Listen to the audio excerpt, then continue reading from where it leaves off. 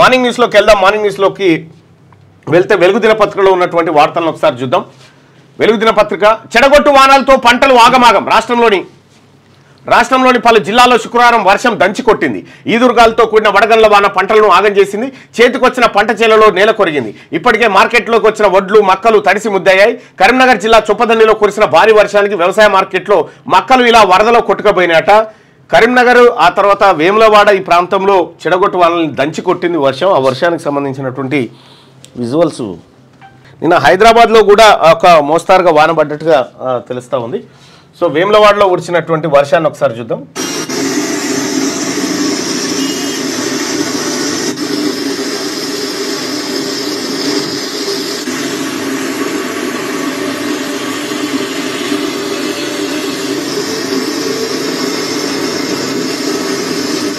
ఇది వేములవాడలో కురిసినటువంటి వర్షం. హైదరాబాద్లో కూడా కొన్ని చోట్ల చిరుజల్లులు పడ్డట్టుగా తెలుస్తూ ఉంది. మొత్తానికి ఇవి చెడగొట్టు వానలు. ఇవి వరి పైరు చేతికొచ్చేటువంటి సమయంలో ఈ వానల ద్వారా భారీ నష్టం. ఇక హైదరాబాద్లో కురిసినటువంటి సచివాలయం దగ్గర కురిసినటువంటి వర్షాన్ని ముందు పేరుకపోయినటువంటి నీళ్లను మనం చూడొచ్చు స్క్రీన్ మీద. ఈ రకంగా చెడగొట్టు వానలు ఈ కాలంలో పడుతూ ఉంటాయి. ఈ చెడగొట్టు వానల వల్ల వరి పైరుకు సంబంధించినటువంటి గింజలు ఏవైతే ఉంటాయో అవి రాలిపోయేటువంటి ప్రమాదం ఉంటుంది. ఇతర పంటలు కూడా దెబ్బతింటాయి. అలాగే కళ్ళాల్లో ఉన్నటువంటి వడ్లు ఆ తర్వాత మిగతా పంట కూడా నాశనం అయ్యేటువంటి అవకాశం ఉంటుంది. ఇది నిన్న రాత్రి కురిసినటువంటి వర్షానికి సంబంధించినటువంటి విజువల్ చూడొచ్చు మనం.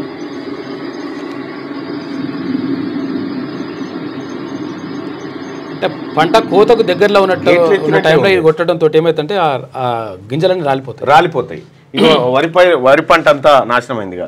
రాష్ట్రంలో పలు జిల్లాల్లో శుక్రవారం వర్షం దంచి కొట్టింది. ఈదురుగాలతో కూడిన వడగండ్ల వాన పంటలను ఆగం చేసిందంటూ ఒక వార్తను వెలుగు దినపత్రికలో చూస్తున్నాం.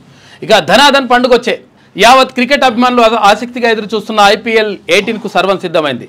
శనివారం బెంగళూరు కోల్కతా మధ్య జరిగే తొలి మ్యాచ్లో మెగా లీగ్కు తెరలేవనుంది. మొత్తం 10 జట్లు 65 రోజులు 74 మ్యాచ్లతో ఫ్యాన్స్ను ఉర్రూతలూగించనుంది. ఇక మ్యాచ్కు ముందు బాలీవుడ్ స్టార్లతో కలర్ఫుల్ ఓపెనింగ్ సెరమనీ కూడా జరగబోతా ఉందట. IPL స్టార్ట్ అయిపోయింది. ఇక పబ్లిక్ అంతా IPL టీవీల కాడ చూస్తారు. ఇక 65 రోజులు మీలాగా గాల్లో మేడలు కట్టలే. మాది 100కి 100 పాలు ప్రజా బడ్జెట్. డిప్యూటీ సీఎం బట్టి బీఆర్ఎస్ లెక్క బడ్జెట్ పెంచితే 4.18 లక్షల కోట్లు అయ్యేది. 10 ఏళ్లలో 16.70 లక్షల కోట్లు దేనికి ఖర్చు చేశారు? ఒక్క కాళేశ్వరం కడితే అది 3 ఏళ్లకే కొట్టుకుపోయింది. నాడు 6,000 కోట్ల ఇసుక ఆమ్దాని గండి కొట్టారు. ఏపీకి నీళ్లు వదిలేసి గోవిందా గోవిందా అన్నది మీరు కాదా? బీఆర్ఎస్ హయాంలో నిర్బంధాలు నిరంకుశత్వమే అని ఫైర్.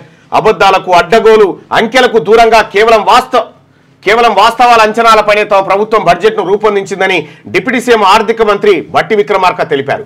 ఇది 100కి 100 పాలు ప్రజా బడ్జెట్ అని పేర్కొన్నారు. అసెంబ్లీలో బుధవారం బడ్జెట్పై బీఆర్ఎస్ ఎమ్మెల్యే హరీష్ రావు చేసిన విమర్శలకు బట్టి కౌంటర్ ఇచ్చారు. గత బడ్జెట్తో పోలిస్తే మేము 4.5% అంచనాలను మాత్రమే పెంచాం. మీలాగా గాల్లో మేడలు కట్టలేదు. ఏటా 20% బడ్జెట్ పెంచుకుంటూ పోలేదు. 10 ఏళ్ల పాలనలో ఆర్థిక అరాచకత్వం చేశారు. మీలాగా పెంచుతూ పోతే ఈసారి 4.18 లక్షల కోట్ల బడ్జెట్ పెట్టాల్సి వచ్చేది. కేవలం వాస్తవాల మీద బడ్జెట్ ప్రవేశపెట్టాం. రాష్ట్ర ఆదాయం ఇతర ఖర్చుల విషయంలో పారదర్శకంగా ఉన్నాం. మేము వచ్చిన తర్వాత ఆదాయం ఎంతో ఖర్చు ఎంతో ప్రజల ముందు స్పష్టం చేశాం. రూపాయి పోగేసి ప్రజల కోసం ఖర్చు చేస్తున్నామని పేర్కొన్నారు. జీఎస్టీ గ్రోత్ దేశం కంటే తక్కువ ఉందని హరీష్ అంటున్నారని, కానీ బీఆర్ఎస్ హయాంలో జీఎస్టీ వసూలు 8.4% ఉండగా ప్రస్తుతం 12.3% ఉన్నాయనే విషయం గుర్తుంచుకోవాలని అన్నారు. గత 10 ఏళ్ల పాలనలో రాష్ట్రంలో ఉద్యోగాల భర్తీ చేపట్టకుండా ఒక జనరేషన్ మొత్తాన్ని నాశనం చేశారని ఆయన మండిపడ్డారు. నిన్న హరీష్ రావు మాట్లాడుతూ ఏమన్నాడంటే, వాస్తవ దూరంగా రాష్ట్ర బడ్జెట్, పద్దులో చూపిన అంకెలకు వాస్తవ లెక్కలకు పొంతం లేదు. హరీష్ రావు హామీలను ఎగ్గొడుతాం, అందిన కాడికి దోసుకుంటామనే తీరుగా బడ్జెట్. మీ విధానాల వల్ల రాష్ట్ర వృద్ధి రేటు పడిపోతున్నది. భూములు అమ్మితే తప్ప హామీలు అమలు చేయలేని పరిస్థితి. ఆర్థిక మాంద్యం దేశంలో ప్రపంచంలో ఎక్కడా లేదు. మీ బుద్ధిలో ఆలోచనలోనే మాంద్యం. బడ్జెట్పై ప్రసంగంలో సర్కార్పై విమర్శలు. హరీష్ వ్యాఖ్యలపై బట్టి, శ్రీధర్ బాబు, వెంకటరెడ్డి ఫైర్. సబ్జెక్టు వదిలి రాజకీయ విమర్శలు చేస్తున్నారని మండిపాటు. రాష్ట్ర బడ్జెట్ వాస్తవ దూరంగా ఉందని, బడ్జెట్లో చెప్పిన అంకెలకు వాస్తవ లెక్కలకు పొంతన లేదని బీఆర్ఎస్ ఎమ్మెల్యే మాజీ మంత్రి హరీష్ రావు విమర్శించారు. ప్రభుత్వ చర్యలతో జీఎస్టీ స్టాంప్స్ అండ్ రిజిస్ట్రేషన్ ఆదాయం తగ్గి రాష్ట్రంలో వృద్ధి రేటు పడిపోయిందని, అప్పులు చేసి భూములు అమ్మితే తప్ప హామీలు అమలు చేయలేని పరిస్థితికి ప్రభుత్వం దిగజారిందని ఆరోపించారు. అయితే ఇదే అంశం పైన బట్టి కౌంటర్ ఇస్తూ హరీష్ పరిధి దాటి మాట్లాడొద్దు, బడ్జెట్ పై మాట్లాడకుండా హరీష్ రావు పొలిటికల్ విమర్శలు చేస్తున్నారు. సభలో ఇష్టం వచ్చినట్టు మాట్లాడితే ఎలా, హుందాగా వ్యవహరించాలని స్పీకర్ చెప్తున్నా హరీష్ మాత్రం పట్టించుకోవడం లేదు. పైగా వాదనకు దిగడం ఏమిటి, సభానాయకుడికి అజ్ఞానం అంటున్నాడు, మాకేమో బుద్ధిమాన్యం అంటున్నాడు. విద్యావంతుడైన హరీష్ రావు భాష పట్ల కొంచెం పద్ధతిగా ఉంటే మంచిది, పరిధి దాటి మాట్లాడదని చెప్పి బట్టి విక్రమార్క నిన్న కౌంటర్ ఇచ్చిండు.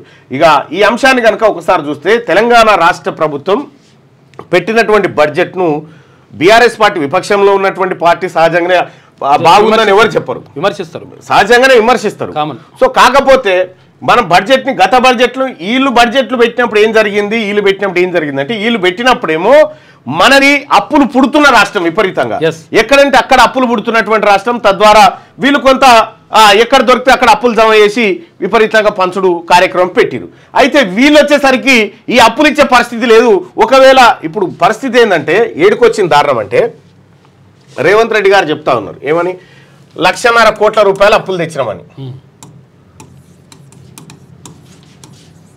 ఆయనే చెప్పిండు. ఇంత అప్పు తెచ్చిన కానీ ఇందులో 1,47,000 కోట్లు మిత్తిలకి ఇస్తలకి కట్టామంటున్నాను. కేసీఆర్ చేసిన అప్పులు కట్టామని చెప్పి చెప్తా ఉన్నాడు. అయితే మరి ఇవి ఏడకెళ్ళి తెచ్చిండు అప్పులు అంటే ఈ అప్పులు 1,47,000 కట్టిండు కదా, ఇవి కట్టిండు కాబట్టి మళ్ళీ తెచ్చుకోవచ్చు అన్నట్టు. అంతే, అప్పటిదప్పుడే రోజు రొక్కం బలాదూరు కార్యక్రమం అన్నట్టు. ఇది ఏ పూట కాపుటనే. ఇక ఇది ఈ బడ్జెట్ నిన్న వ్యవహారం ఏంటంటే అసలు కథలు పోయినాయి. సంక్షేమము, తర్వాత రాష్ట్రంలో విద్య, రాష్ట్రంలో వైద్యము, ఈ అంశాలన్నీ పోయి రాజకీయ అంశాలు తెర మీదకి వచ్చినాయి. ఏది కుంచమొడ్లం కూలికి పోతే బుడ్డెడోడ్లు దుడ్డెబుక్కిపోయినట్టు అయిపోయింది కథ. చెన్నైకి వెళ్ళిన సీఎం రేవంత్ డీలిమిటేషన్ పై నేడు ఆల్ పార్టీ మీటింగ్ కు హాజరు. పిసిసి అయితే విషయం ఏంటంటే మొన్నసారి 2,91,000 కోట్ల బడ్జెట్ పెట్టిరు. ఇంత పెడితే 2,10,000 కోట్లు కూడా ఖర్చు పెట్టలే. 80% నిధులను కూడా ఖర్చు చేయలే తెలంగాణ రాష్ట్ర ప్రభుత్వం. అంటే అంచనాలు తలకిందులైనాయి పోయినసారి బడ్జెట్లో. మరి ఈసారి ఎన్ని అయితే తెలియదుగా. తమిళనాడుకు రైట్. ఇక చెన్నైకి వెళ్ళిన సీఎం రేవంత్ డీలిమిటేషన్ పై నేడు ఆల్ పార్టీ మీటింగ్ కు హాజరు. పిసిసి చీఫ్ మహేష్ కుమార్ గౌడ్ కూడా బీఆర్ఎస్ తరఫున పాల్గొననున్న కేటీఆర్.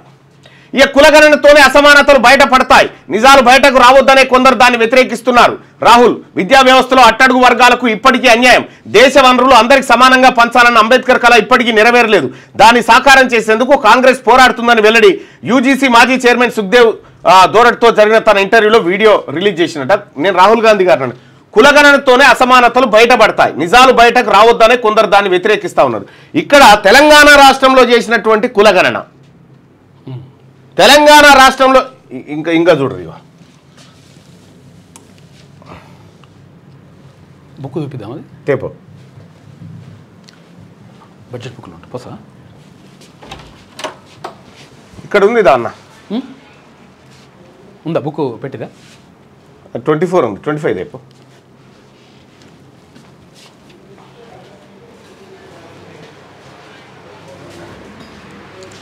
ఇక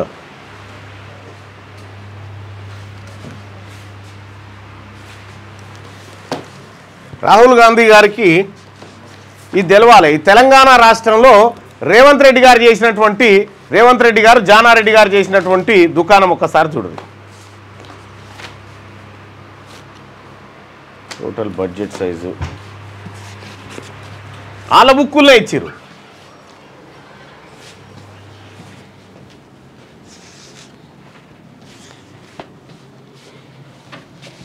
ఇదే ఇగో ఈ బుక్కులే, ఇగో ఈ బుక్కే కదా, government of Telangana socio economic outlook survey outlook book ఇది. ఇగో దీంట్లో చూడు ఏమిచ్చిరో. రాహుల్ గాంధీ గారు మీరు ఇక్కడ అద్భుతమైన సర్వే చేస్తున్నారని వీళ్ళు చెప్పగానే మీరు భ్రమపడుతున్నారు కానీ కాదు. ఇక్కడ చూడిగో, ఇగో కొంచెం జూమ్ కీ హైలైట్స్ జూమ్ కనిపిస్తుందా? జూమ్ కనిపిస్తుంది, ఇంకా దగ్గర పెట్టాలా. ఇగో the state GSDP for the year 2024-25 at current prices is estimated at 16,12,579 కోట్లు. 16,12,579 కోట్లు జిఎస్డిపి తెలంగాణ అని చెప్పి దాని గ్రోత్ రేట్ 10%గా చూపించారు. విషయం ఏంటంటే ఈ 16,12,579 కోట్లను తలా ఒక్క తలకు 3,79,751 మందికి వంచినామని చెప్పారు. ఈ 16,79,579 కోట్ల రూపాయలను 3,79,751 రూపాయల చొప్పున తెలంగాణ రాష్ట్రంలో ఉన్న జనాభాకు వంచడమని చెప్పారు. ఇది డివైడెడ్ బై ఇది కొడితే తెలంగాణ రాష్ట్ర జనాభా 4,21,00,000 వస్తా ఉంది. గవర్నమెంట్ లెక్కలే. ఇది 13వ పేజీ. 13వ పేజీలో ప్రభుత్వమే 4,21,00,000 మందికి మేము సంపద పంచుతా ఉన్నాం ఈ రాష్ట్రంలో అని చెప్తా ఉంది. మళ్ళీ ఇదే ప్రభుత్వము సర్వే చేసి 3,70,00,000 మందే ఉన్నారని చెప్తా ఉన్నారు. రాహుల్ గాంధీ గారు ఈ తెలంగాణలో చేసినటువంటి సర్వేను కనుక పట్టుకొని మీరు దేశమంతా తిరిగితే మిమ్మల్ని ఫూల్ చేస్తారు వీళ్ళందరూ కలిసి. ఆ సర్వే తీసుకొని పోతే వట్టిగానే అయిపోతుంది మీ పని. ఇప్పుడు వాస్తవానికి మీ పేరు నిలబెట్టాల్సింది పోయి మీ పేరును సర్వనాశనం చేశారు. తెలంగాణ రాష్ట్ర జనాభా 4,21,00,000 అని బడ్జెట్ దాంట్లో పెట్టింది రాష్ట్ర ప్రభుత్వం. ఇప్పుడు తెలంగాణ నేను నిన్న అదే ప్రశ్న అడిగిన. నేను నిన్న మండలిలో అడిగినటువంటి ప్రశ్న చూడండి.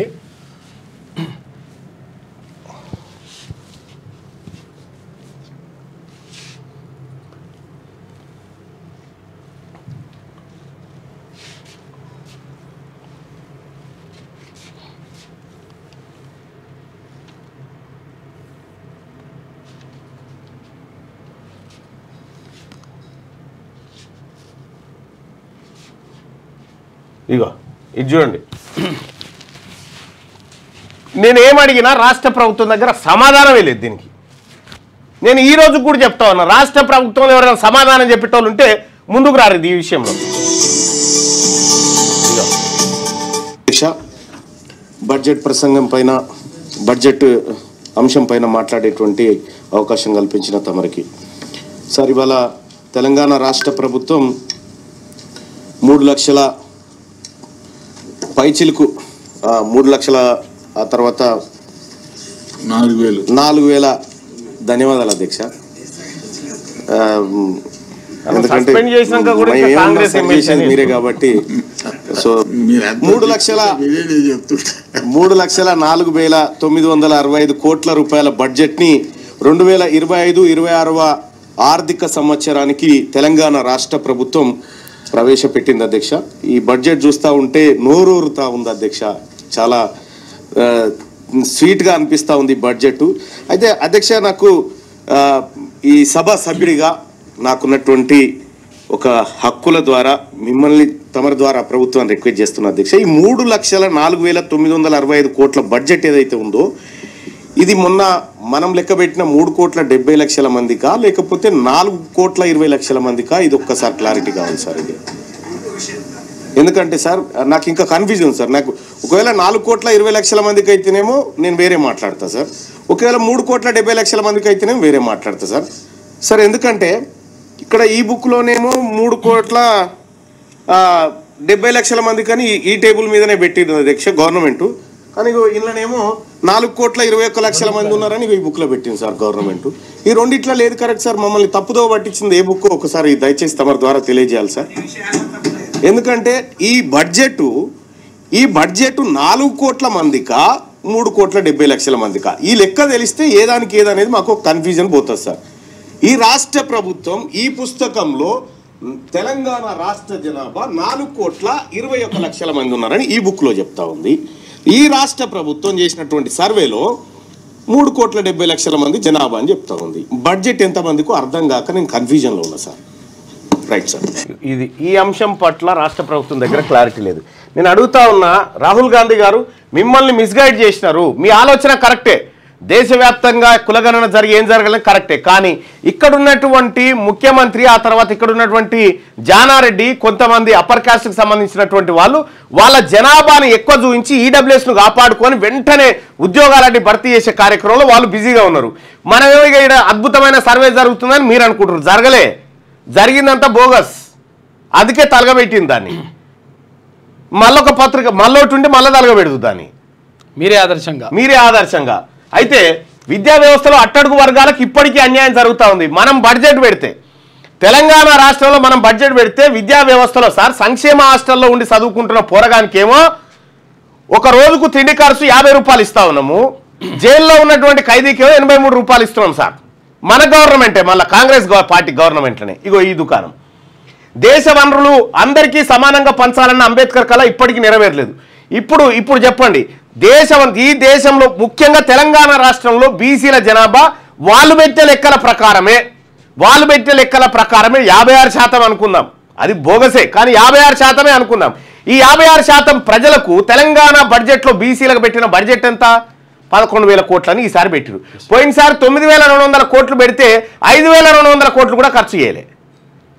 అలా 400 కోట్లు మిగిలించుకోరు, 4,000 కోట్లు అలా మిగిలించుకోరు. జీతాలకు మరి మీ ప్రభుత్వమే సరిగా పంచినప్పుడు జనానికి, మీ ప్రభుత్వమే న్యాయం చేయనప్పుడు మనం మందికి ఎట్లా చెప్పగలుగుతాం సార్? దాన్ని సాకారం చేసేందుకు కాంగ్రెస్ పోరాడుతుందని వీళ్ళు పోరాటం తర్వాత అధికారంలో ఉన్నప్పుడే మనం ఇస్తలేం కదా.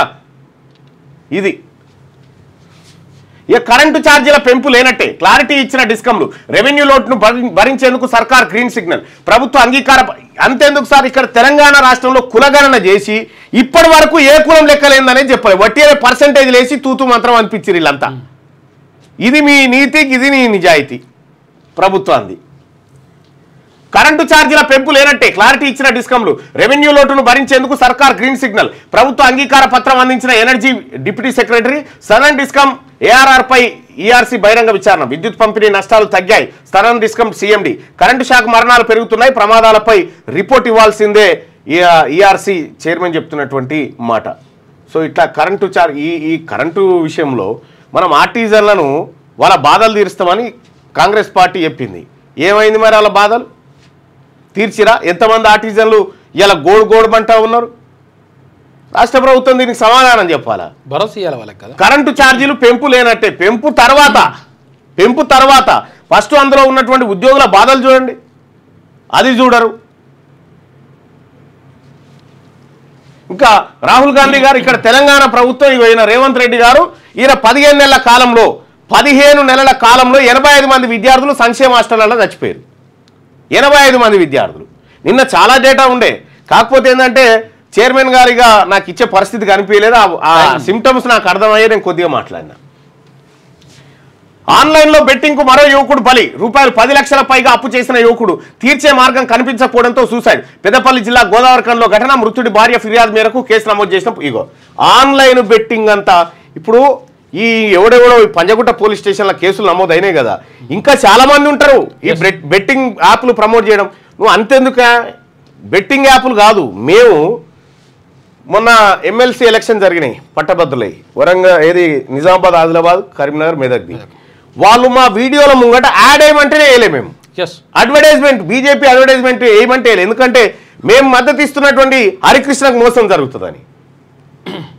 గంత నిబద్ధతతో కొంతమంది ఉంటే, ఇక కొంతమంది డబ్బుల కోసం విపరీతంగా ఏది బెట్టింగ్ యాప్స్ ను ప్రమోట్ చేయడం, బెట్టింగ్ యాప్స్ ను ప్రమోట్ చేయడం. తద్వారా ఏమైతుంది వీళ్ళకు? మీరు రాసి పెట్టుకోరు, ఏదో ఒక రోజు కంట్రీ డిలేట్ కు ప్రమోట్ చేసే వాళ్ళు కూడా ఇదే కేసులలో ఇస్తారు. మీరు చూడరు, 100%. ప్రకాష్ రాజ్ గారు ప్రకాష్ రాజ్ అంటే ఆయన ఎక్స్ప్లెనేషన్ ఇచ్చుకుంటుండే ఆయన. అన్న ఇది ఎస్టర్డే, నిన్నదేనా? అవునవును.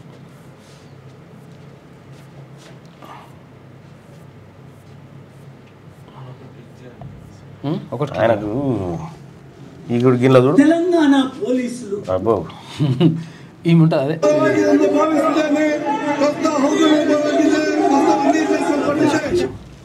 చలోదా.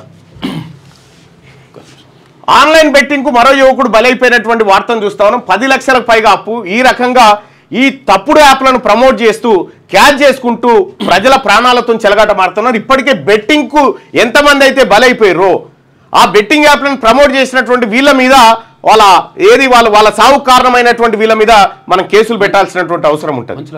ఏదో ఒక రోజు ఈ కంట్రీ డిలేట్ పాలన ఎవరైతే ప్రమోట్ చేస్తా ఉన్నారో వాళ్ళ పరిస్థితి కూడా గీడికే వస్తుంది. చూడండి, what is this your honour? Rape attempt తీర్పుపై అన్ని వర్గాల నుంచి వ్యతిరేకత. అలహాబాద్ హైకోర్టు జడ్జి ఇచ్చిన జడ్జిమెంట్ సమాజానికి తప్పుడు సందేశం ఇస్తుందని ఆందోళన. సుప్రీంకోర్టు కలగజేసుకోవాలని డిమాండ్. అది తప్పుడు తీర్పు. కేంద్ర మంత్రి అన్నపూర్ణాదేవి. ఇగో జడ్జి తప్పుడు తీర్పు ఇచ్చిందట. జడ్జి ఇంట్లో గుట్టలుగా నోట్ల కట్టలు. కలకలం రేపుతున్న Delhi high court judge justice Yashwant Varma వ్యవహారం. Collegium serious. అలహాబాద్ హైకోర్టుకు ట్రాన్స్ఫర్. మా కోర్టు ఏమన్నా చెత్తబుట్టనా అంటూ అక్కడి లాయర్లు ఆందోళన వ్యక్తం చేస్తా ఉన్నారట. ఒకసారి 9వ పేజీకి పోవాలి మనం.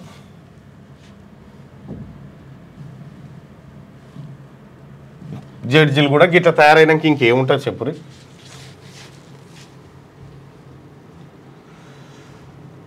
ఇంకో జడ్జి ఇంట్లో గుట్టలుగా నోట్ల కట్టలు. కలకలం రేపుతున్న ఢిల్లీ జడ్జి వ్యవహారం. సస్పెండ్ చేసి బదిలీపై పంపిన సుప్రీంకోర్టు కొలీజియం. బదిలీ ఒకటే సరిపోదని సర్వత్రా విమర్శలు. Delhi high court judge justice Yashwant Varma ఇంట్లో గుట్టలుగా నోట్ల కట్టలు బయటపడడం దేశవ్యాప్తంగా సంచలనం సృష్టించింది. ఢిల్లీలోని ఆయన నివాసంలో ఈ నెల 14న అగ్ని ప్రమాదం జరిగింది. మంటలు ఆర్పేందుకు వెళ్లిన ఫైర్ సిబ్బంది ఈ నోట్ల కట్టలను గుర్తించి ఉన్నతాధికారులకు సమాచారం అందించగా వారు ఘటనా స్థలానికి వెళ్లి పరిశీలించారు.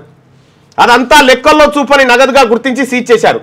ఈ విషయంపై సీజీఐ జస్టిస్ సంజీవ్ ఖన్నా ఆగ్రహం వ్యక్తం చేశారు. కొలీజియం మీటింగ్ ఏర్పాటు చేసి యశ్వంత్ వర్మను అలహాబాద్ హైకోర్టుకు బదిలీ చేయాలని నిర్ణయించారు. దీంతో పాటు జస్టిస్ యశ్వంత్ వర్మను సస్పెండ్ చేశారు.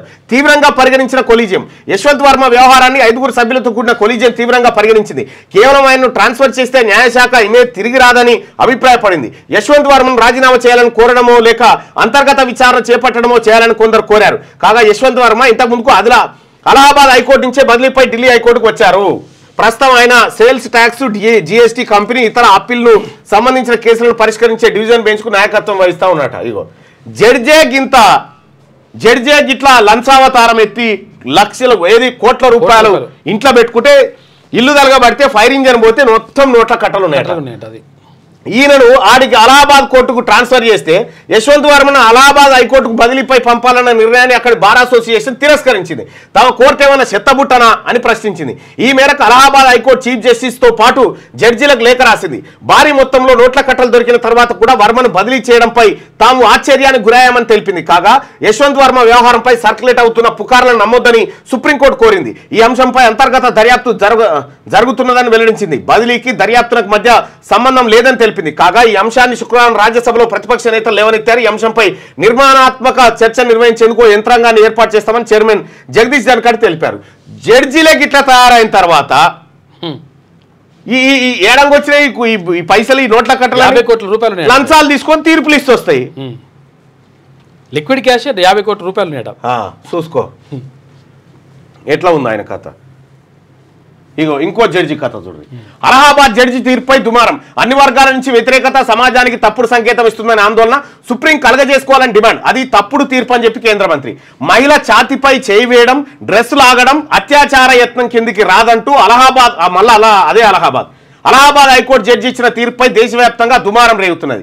దీనిపై పెద్ద ఎత్తున చర్చ జరుగుతున్నది. ఇలాంటి తీర్పులు సమాజంలోకి తప్పుడు సంకేతాలు పంపుతాయంటూ ఆందోళన వ్యక్తం అవుతున్నది.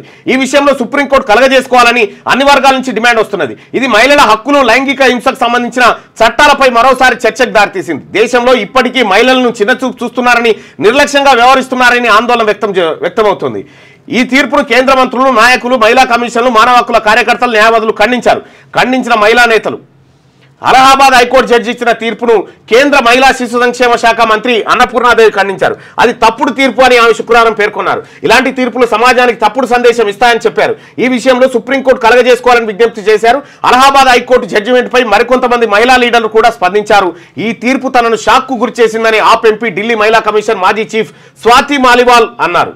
ఇది చాలా దురదృష్టకరం, సిగ్గుచేటు. ఒక మహిళా విషయంలో పురుషులు అలా ప్రవర్తిస్తే రేప్కు ప్రయత్నించినట్టు కాదా? ఈ జడ్జిమెంట్ వెనక ఉన్న లాజిక్ ఏంటో అర్థం కావడం లేదు. ఈ విషయంలో సుప్రీంకోర్టు కలగజేసుకోవాలని ఆమె కోరారు. మన దేశంలో మహిళలను పూర్తిగా నిర్లక్ష్యం చేస్తున్నారని, దీన్ని అధిగమించాల్సిన అవసరం ఉందని తృణమూల్ కాంగ్రెస్ ఎంపీ జున్మాలియా పేర్కొన్నారు. ఇక్కడ ఈ జడ్జి కానీ ఆ జడ్జి కానీ వీళ్ళెవరు పరీక్షలు రాసి వచ్చిన వాళ్ళు కాదు.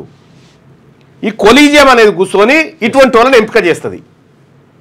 ఇటువంటి వాళ్ళని వాళ్ళ బంధువులను, చుట్టాలను వీళ్ళని ఎంపిక చేసుకుంటే వాళ్ళే జడ్జిలు.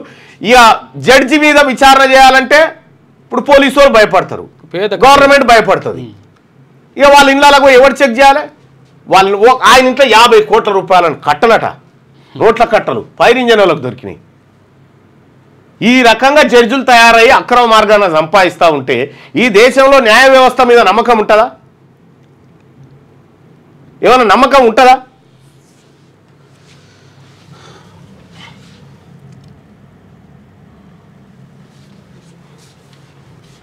ఇది జడ్జిల కథ. తుమ్మిడిహెట్టికి 3 ప్రపోజల్స్. పాత డిజైన్ ప్రకారమే ముందుకెళ్లాలన్నది ఫస్ట్ ప్లాన్. ఇప్పటికే 71.5 కిలోమీటర్ల మేర కాలువలు పూర్తి, త్వరగా నీలివొచ్చని భావన. రెండో మార్గం ఎత్తు తగ్గించి వానాకాలంలో ఎత్తిపోసుకోవాలనే ఆలోచన. ఎత్తుపై మహారాష్ట్ర సర్కార్తో ఏప్రిల్లో సమావేశానికి ఏర్పాట్లు. ఇది కుదరకుంటే మూడో మార్గంగా తుమ్మిడిహెట్టితో పాటు వార్దా నిర్మాణం. ఆ రెండింటిని లింక్ చేసి నీటిని తీసుకోవాలనే యోచన. నిన్న నేను మాట్లాడిన ఇదే తుమ్మిడిహెట్టు గురించి. 152 మీటర్ల ఎత్తు ప్రాజెక్టు కడితే ఇంత ఎత్తులో ప్రాజెక్టు కడితే అంటే 152 మీటర్ల ఎత్తులో ప్రాజెక్టు కడితే ఏం జరుగుతుందంటే, ఇది ప్రాజెక్ట్ అనుకో,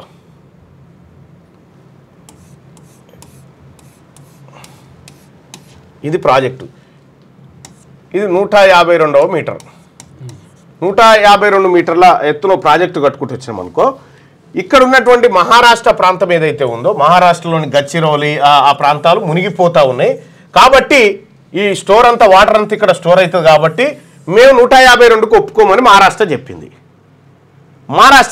మహారాష్ట్ర చెప్పుడుతో ఏమైంది, 148 మీటర్లకు ఓకే అని కేసీఆర్ గారు గతంలో పోయి సంతకాలు చేసి బేగంపేట ఎయిర్పోర్ట్లో దిగి గుర్రాలు వాటితో వీటితో ర్యాలీ తీసిన తర్వాత ఇది కట్టిరంటే ఇది కట్టలే. ఇది కట్టకుండా మళ్ళీ ఏం చేసిరు, కిందికి వచ్చి మేడిగడ్డ దగ్గర కాళేశ్వరం అని మళ్ళీ కట్టిరది. కాళేశ్వరం నుంచి 120 మీటర్లు ఎత్తిపోయాలి. 120 మీటర్లు ఎత్తి ఎల్లంపల్లిలో పోయాలి. ఒకవేళ తమ్మిడిహెట్టి కాడ కడితే కేవలం 21 మీటర్లు ఎత్తిపోస్తే ఎల్లంపల్లి ఒకటే లిఫ్ట్ తోటి ఎల్లంపల్లిలో పడతాయి. గ్రావిటీ ద్వారా అక్కడికి పోతే అక్కడి నుంచి ఒక లిఫ్ట్ ద్వారా పోతాయి. ఇక్కడ విషయం ఏంటంటే బాగా అర్థం చేసుకోరి,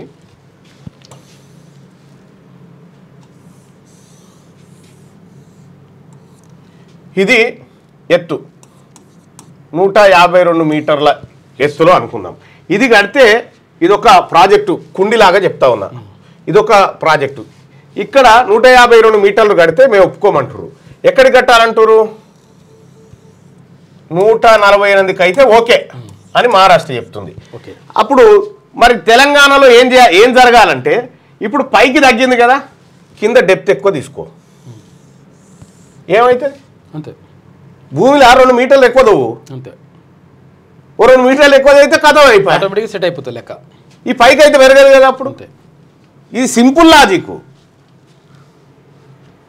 రైట్గా ఎత్తుపై మహారాష్ట్ర సర్కార్తో ఏప్రిల్లో సమావేశానికి ఏర్పాట్లు. ఇది కుదరకుంటే మూడో మార్గంగా తమ్మిడిహెట్టితో పాటు వార్తా నిర్మాణం. ఆ రెండింటిని లింకు చేసి నీటిని తీసుకోవాలనే యోచనలో ఉన్నారని చెప్పి తెలుస్తూ ఉంది. కర్ణాటక అసెంబ్లీలో రచ్చ. ఇక ముస్లిం కోటా బిల్లు, హనీ ట్రాప్ వ్యవహారంపై కర్ణాటక అసెంబ్లీ అట్టుడికింది. ప్రతిపక్ష బీజేపీ ఎమ్మెల్యేలు వెల్లోకి దూసుకెళ్లి ముస్లిం కోటా బిల్లు ప్రతులను చింపేసి స్పీకర్ వైపు విసిరారు. దీంతో వారిని మార్షల్స్ బయటకు పంపించారు. ఆగమాగం ఉంది, వదిలే, ఆగమాగం ఉంది. ఏది కర్ణాటక అసెంబ్లీ కాబట్టి మన ముస్లిం బిల్లు వ్యవహారంలో ఇంత సీరియస్గా ఉన్నటువంటి బీజేపీ ఈ బీసీలలో ముస్లింలను కలిపి పంపినటువంటి బిల్లును అమిత్ షా చెప్పేసిండు ఎప్పుడో. మీరు చూసిరో లేదో, 42% మేము ఒప్పుకోము, అందులో ముస్లింలను కలిపి ఇది కుదరదని చెప్పేసిండు. దాన్ని మీకు చూపిస్తా చూడు. దయచేసి మార్నింగ్ న్యూస్ చూస్తున్నటువంటి మిత్రులారా ఈ లైక్ బటన్ని క్లిక్ చేయండి. నిన్న అమిత్ షా గారు చేసినటువంటి వ్యాఖ్యలు మనం క్లియర్గా చూడవచ్చు.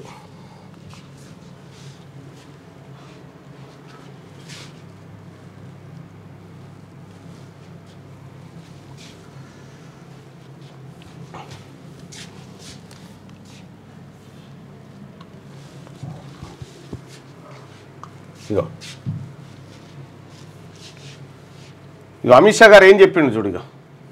బీసీ ముసుగులో ముస్లిం రిజర్వేషన్లకు వ్యతిరేకం, కలిసి పనిచేయండి, రాష్ట్రంలో అధికారం మనదే. అమిత్ షా ప్రజల్లో కాంగ్రెస్ పై విపరీతమైన కోపం. జేపీ నడ్డా బీజేపీ నేతలకు అగ్రనేత దిశానిర్దేశం. తెలంగాణ అసెంబ్లీలో ఆమోదం పొందిన 42% బీసీ రిజర్వేషన్లను ఎట్టి పరిస్థితుల్లోనూ కేంద్రం ఆమోదించేది లేదని రాష్ట్ర బీజేపీ నేతలకు పార్టీ అగ్రనేత కేంద్ర మంత్రి అమిత్ షా స్పష్టం చేశారు. అయిపోయిందా, 42% దుకాణం క్లోజ్ అయినట్టేగా. అంతే. ఇదంతా తెలుసు రేవంత్ రెడ్డి గారికి ఇది జరుగుతుందని. నేను మొత్తుకునేది అదే. నేను మండల్లో మాట్లాడి గుండెల మీద చేసుకొని చెప్పు ఇది అయ్యానా అన్న. ఇగో ఇది జరిగిన కథ, అయిపోయింది దాని కథ. దానికి మరి మనం ఏం చేద్దాం బీసీ సమాజం అనేది చెప్తా. లేటెస్ట్ న్యూస్ తెలుగు మరియు ఇంగ్లీష్ అప్డేట్స్ కోసం ఇప్పుడే క్యూన్యూస్ అఫీషియల్ యాప్ ని ప్లే స్టోర్ నుండి డౌన్లోడ్ చేసుకోండి. సరికొత్త సమాచారాల కోసం క్యూన్యూస్ వెబ్సైట్ ని ఫాలో అవ్వండి. ఛానల్లో ప్రాంతీయ, జాతీయ, అంతర్జాతీయ వార్తలు వీక్షించండి. లైక్ చేయండి.